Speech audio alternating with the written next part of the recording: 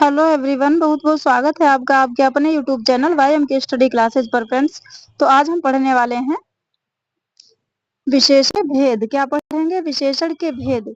विशेषण कितने प्रकार के होते हैं? कल हमने पढ़ लिया था विशेषण क्या होता है और विशेष्य क्या होता है फ्रेंड्स। तो आप सभी को पता है, जो भी हमारे सब्सक्राइबर हैं, कि हमारे चैनल पर कंप्लीट हिंदी व्याकरण पढ़ाई जाती है, जो कि सभी प्रतियोगी परीक्षाओं के लिए इम्पोर्टेंट होती है। कोई भी परीक्षा हो उसके लिए आप सिलेबस अपना डाउनलोड कर लीजिए, नहीं तो सिलेबस हम इस पे डाल देंगे। मतलब कि जैसे मान लीजिए टीजीटी का और पीजीटी का सिलेबस क्या है, ये हम किसी वीडियो में एक दिन इस पर वीडियो बना देंगे। उसके बाद में फिर आप देख लीजिए उसमें क्या-क्या चीज़ें हैं। हम तो कंप्लीट चीज़ें, सारी चीज़ें पढ़ाएँगे, लेकिन वो अगर उसमें हिंदी व्याकरण आती है तो ये सारी चीज़ें जो भी हम हिंदी व्याकरण की पढ़ाते हैं, अभी तक हो चुकी हैं और आगे होने वाली वो तो आएँगी ही। तो एक हमारी स्टूडेंट सावित्री साहित्य एकेडमी, जो कि सावित्री मैम हमारी भी फैन है, उनकी वीडियोज हम जरूर देखते हैं। तो उसमें हमने कमेंट्स किया था, उस कमेंट्स को देखकर एक स्टूडेंट ने सब्सक्राइब किया। उनको हमारा पढ़ाना बहुत पसंद आया, उनके लिए तहे दिल से धन्यवाद बेटा। अगर आप वीडियो देखें तो आप टीजीटी पीजीटी के लिए हिंदी व्याकरण अगर पढ़ते हैं तो फ्रेंड्स, तो आप हमारे चैनल पर सारी वीडियोस देखिए। और अभी तक हम ये सोच के मतलब कंप्लीट हिंदी व्याकरण की तो डालते हैं, लेकिन पर्टिकुलर किसी एक सिलेबस के, एक कोर्स के स्टूडेंट्स हमसे जुड़े हैं, ये हमें आप जब कमेंट्स करेंगे तभी पता चलेगा। तो अब हमें मतलब एक स्टूडेंट ने कमेंट्स किया तो उनसे हमें पता चला। तो उस तरीके से आपके पास अपना सिलेबस तो होगा ही, तो उसमें से जो भी सिलेबस हम पढ़ाते हैं उसमें अगर वो चीज़ आपके सिलेबस में है तो आप अच्छे से तैयारी कर सकते हैं हमसे जुड़ के फ्रेंड्स। और हम टीजीटी पीजीटी का सिलेबस डाउनलोड करके इस पे भी एक वीडियो बना देंगे, क्या-क्या चीज़ें उसमें हैं। फिर आप उससे संबंधित जो भी चीज़ें हैं वो आप पढ़ सकते हैं। और पहली बात तो हिंदी व्याकरण में जो चीज़ें होती हैं वो चाहे किसी प्रतियोगी परीक्षा में हो या टीजीटी पीजीटी जो भी है, उन सभी में वो चीज़ें तो आती, उनमें से ही आता है।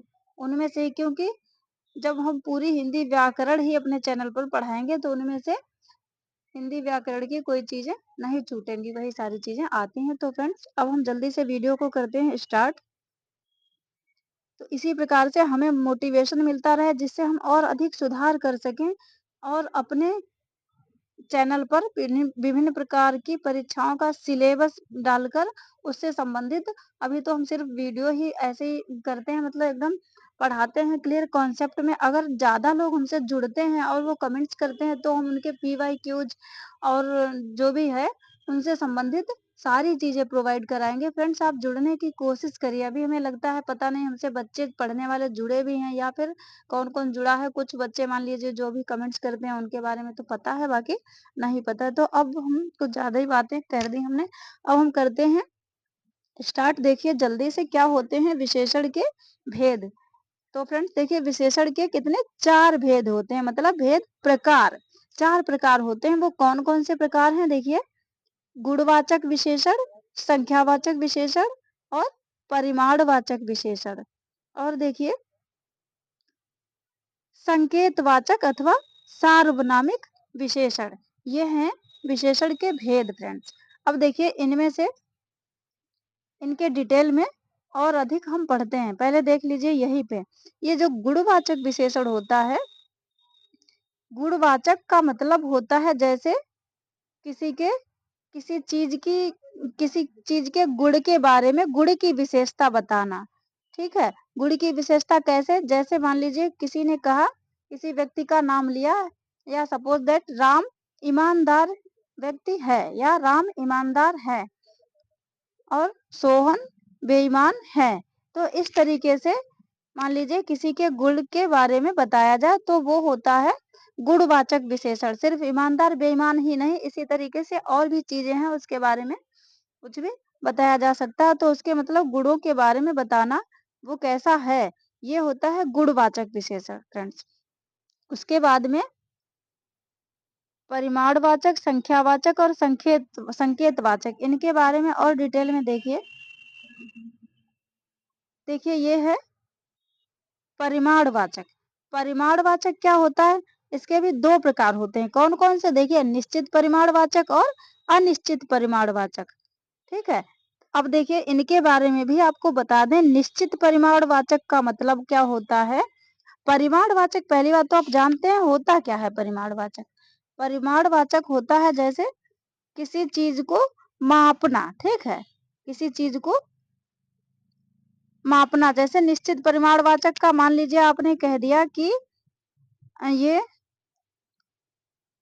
5 लीटर दूध है या 5 लीटर पानी ले आओ, तो क्या हुआ, ये निश्चित हो गया क्योंकि आपने क्या बता दिया, उसकी मात्रा मतलब बता दी कि इतना इतना ले आओ, तो ये निश्चित परिमाणवाचक हो गया। लेकिन अगर आप कहते हैं थोड़ा सा, अनिश्चित क्या होता है, मतलब कह दिया आपने थोड़ा सा पानी ले आओ या थोड़ा सा दूध ले आओ, तो थोड़ा सा में क्या हो सकता है, वो 1 पाव भी हो सकता है, 1 लीटर भी हो सकता है, कितना भी हो सकता है, तो आपको ये तो पता ही नहीं है, इसलिए ये क्या हो गया, अनिश्चित, ठीक है। ऐसे ही निश्चित आपको बता दिया, ये निश्चित परिमाणवाचक। उसके बाद में देखिए संख्यावाचक विशेषण क्या होता है। संख्यावाचक में भी 2 प्रकार हैं, कौन कौन से, निश्चित संख्यावाचक और अनिश्चित संख्यावाचक, ठीक है, निश्चित और अनिश्चित संख्यावाचक। तो निश्चित संख्यावाचक क्या होता है, निश्चित संख्यावाचक तो होता ही है, उसके बाद में जो अनिश्चित संख्यावाचक होता है उसमें भी बहुत सारे क्या होते हैं, प्रकार। और निश्चित संख्यावाचक में इसमें और ज्यादा प्रकार होते हैं, तो अनिश्चित में इसमें कम और निश्चित में बहुत सारे। कैसे, जैसे हमने यहाँ पे लिख नहीं रखा है, हम आपको लेकिन बता देते हैं। निश्चित संख्यावाचक में जैसे गणनावाचक, उनकी गणना गिनती की जा सके, क्रमवाचक, और ये सब निश्चित में है, किसमें, निश्चित में, क्या, गणना, एक मिनट,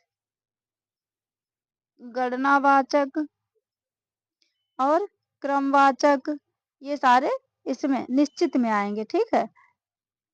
गणनावाचक मतलब उनको काउंट कर सकना, और क्रमवाचक जैसे मान लीजिए ये व्यक्ति 5वें नंबर पर है या ये वस्तु 5वें नंबर के क्रम में है, ये होता है क्रमवाचक, ठीक है। तो इसमें भी तो आप गणना कर सकते हैं, निश्चित संख्या है। ऐसे ही आवृत्तिवाचक, आवृत्ति का मतलब वो चीज कितनी बार रिपीट हुई है, तो ये भी एक निश्चित है, 5 बार 6 बार आप कह देंगे।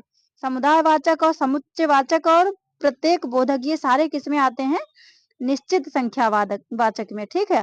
और अनिश्चित में तो होता ही है, मान लीजिए जैसे हमने आपको यहाँ पे बताया था कि थोड़ा सा या थोड़ी सी या इतना सा उतना सा, ये जो है अनिश्चित में आता है। निश्चित में मतलब वो एकदम काउंट की जा सकेगी, ऐसी चीज होती है, निश्चित संख्याओं में काउंट की जा सकेगी, वो निश्चित संख्यावाचक हो गया।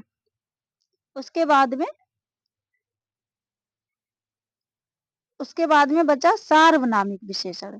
सार्वनामिक विशेषण क्या होता है, इसमें देखिए इसके प्रकार भी देखिए कौन कौन से होते हैं, संकेतवाचक और अनिश्चयवाचक, प्रश्नवाचक सार्वनामिक, संबंधवाचक सार्वनामिक, ये सब किसके हैं, सार्वनामिक विशेषण के प्रकार, ठीक है। संकेतवाचक मतलब संकेत करना, ठीक है, इशारा करना, ऐसे ये सार्वनामिक विशेषण। अनिश्चयवाचक सार्वनामिक, सर्वनाम आप जानते ही हैं, सर्वनाम कैसे, जैसे आपने क्या होते हैं, जो शब्द संज्ञा के स्थान पर प्रयोग किए जाते हैं, जैसे यह, वह, वे, दे, वे और ये सब क्या होते हैं, सर्वनाम, ठीक है।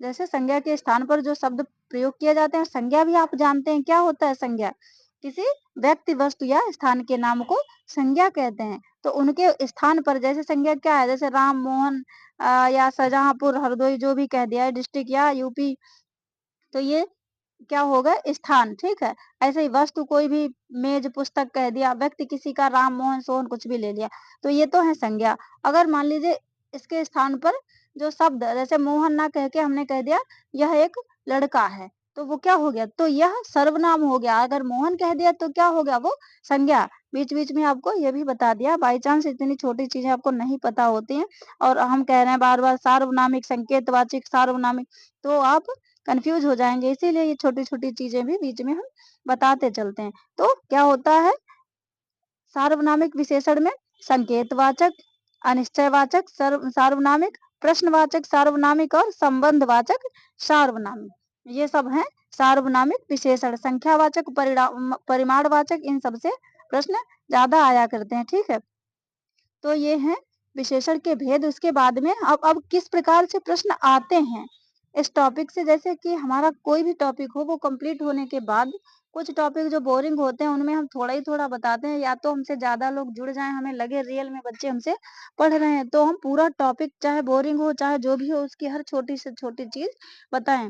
लेकिन फिर भी हम अपनी तरफ से, हमारी आदत है मतलब सिस्टमैटिक ढंग से पढ़ाने की, तो हम अपना टॉपिक कंप्लीट कर लेते हैं, उसके बाद में ऑब्जेक्टिव क्वेश्चन कराते हैं।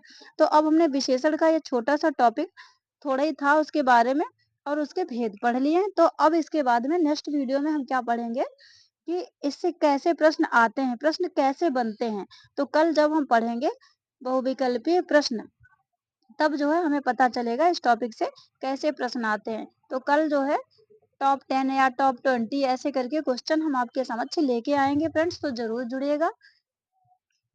तो आज की वीडियो अगर आपको पसंद आई हो तो वीडियो को लाइक कर लीजिए और चैनल को फ्रेंड्स सब्सक्राइब कर लीजिए और अपने स्टडी ग्रुप में अधिक से अधिक शेयर कीजिए। और हमें आपके सपोर्ट की बहुत ही आवश्यकता है। अगर हमारा चैनल ग्रो होता है तो सबसे पहले हमसे जो सावित्री साहित्य एकेडमी से स्टूडेंट जुड़े हैं, उनका नाम नहीं याद, शायद उर्मी करके कुछ है, उनको जाएगा उसका श्रेय।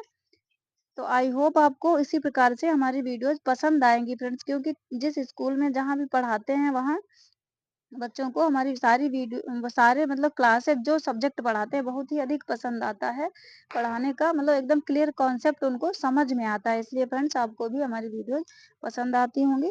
तो आज के लिए इतना है, उसके बाद में कल मिलते हैं नेक्स्ट वीडियो में।